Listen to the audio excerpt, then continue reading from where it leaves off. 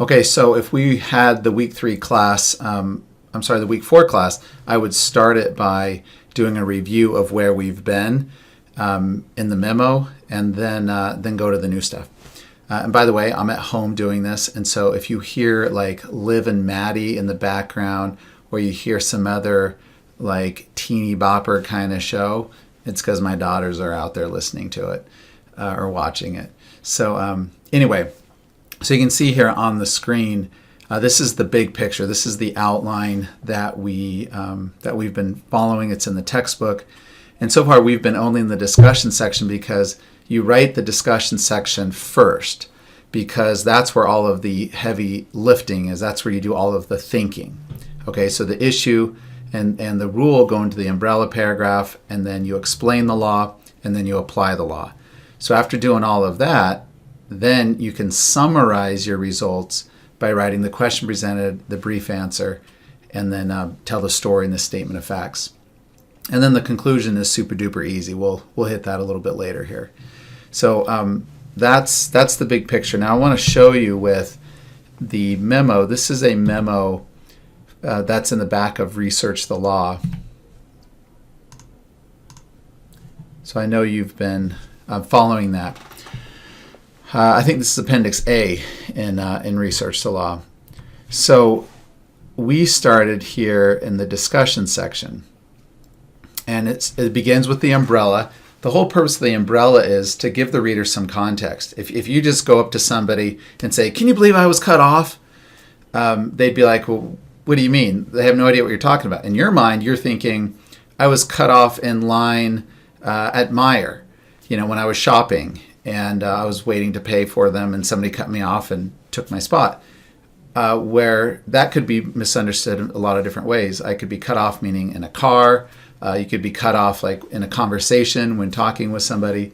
So anyway, the umbrella gives context, and the context is usually the elements of the cause of action.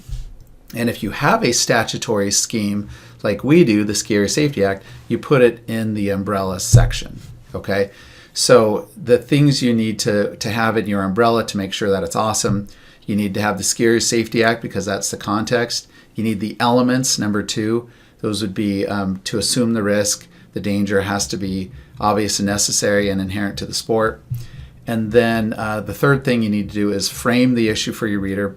One sentence, ask them about or tell them the issue is basically whether the drone danger is obvious and necessary and inherent. And then the last thing is the conclusion. So take one sentence and just say, state your prediction. In the end, there it is. Okay, so that's the umbrella.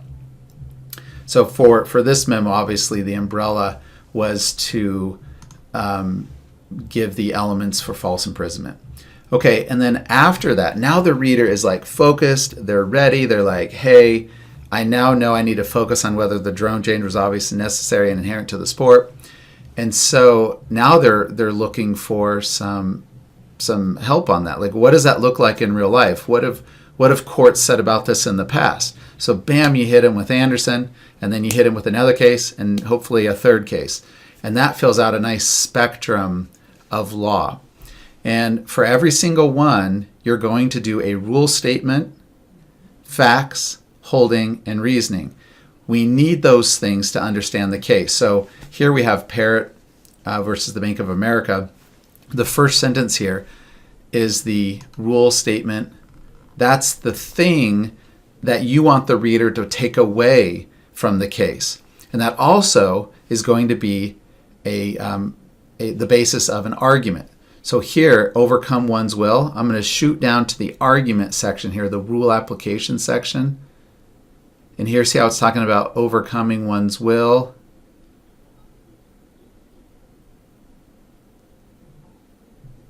And let's look here.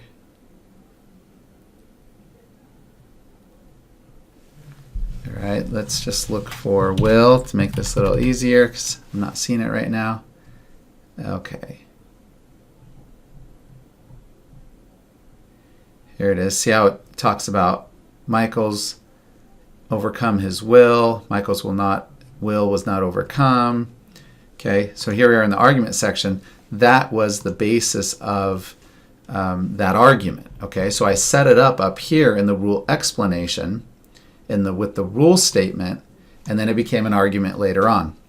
And then, of course, you need the story from the case, and then the holding and the reasoning. And that reasoning will also be the basis of an argument. In fact, overcomes one will was some of the reasoning in the Parrott case. So that reasoning is important as well, because that will become an argument later on. So anyway, for each case you do, you need a rule statement, facts, holding, reasoning. All right? Now, we've talked about this in the textbook.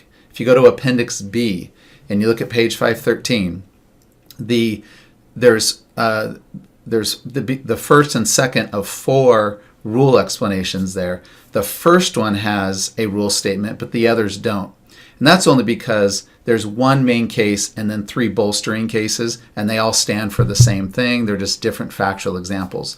Where in our memo, we're going to have 3 cases that each do a little different thing. Okay, so you're going to need a rule statement for each one, just like you see in the sample memo in the back of Research the Law. Okay, and then last week we talked about making arguments, and this is a good example. This memo is a good example of how to do arguments. You want to weave together the 2 main types of legal reasoning, which is rule-based reasoning and analogical reasoning.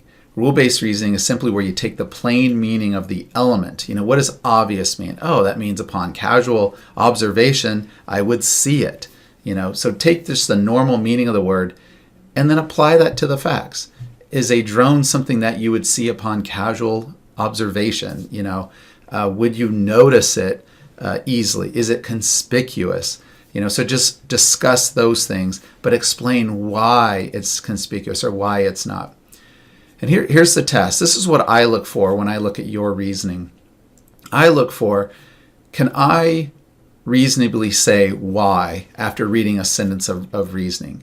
Or after reading an argument? Can I still say why? If so, you're not done yet, okay? And I'll be reasonable about it, right? I'm not going to be a total jerk about it. But you need to keep going until I can't ask why, or the reader can't ask why of it, okay? So you got to keep going. Okay, so that's rule-based reasoning and a little bit about persisting in your reasoning.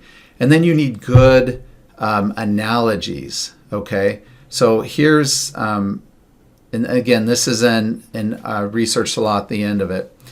Here, Michaels will likely read much into the employee statement, "You've suffered enough." This statement, combined with allowing Michaels to exit through the entrance, blah, blah, blah, similar to the funeral director's leverage in Wilson. Now, right up above here, I talk about Wilson, and then below, I go back to it in more detail. Wilson underscores the confinement, that confinement by unreasonable duress requires a severity that is not present in this case. All right, so there I'm contrasting it, and I explain why in detail. Do you see this detail? I'm explaining why. The mourners in Wilson, who physically could have left, stayed in the bank because the funeral director leveraged the burial. Leaving would have meant foregoing one of the most solemn rites. Michael's, on the other hand, and here's where in detail I'm contrasting it, would have given up very little, if anything, by braving the paparazzi. So you need detail when you're doing your reasoning by analogy. It may seem like it makes sense to you, but any attorney is going to see the case very differently than you might. So you want to make sure you're all on the same page, okay? All right, so that's the reasoning stuff that we talked about. So the last thing is, where are we going with this? This is where we're headed with it. We're going to now talk this week about the question presented, the brief answer, and the statement of facts, and then the conclusion at the end. So if you want to see the outline here, this is from the PowerPoint that's listed under week 4 for the question presented, the brief answer, and the statement of facts and conclusion.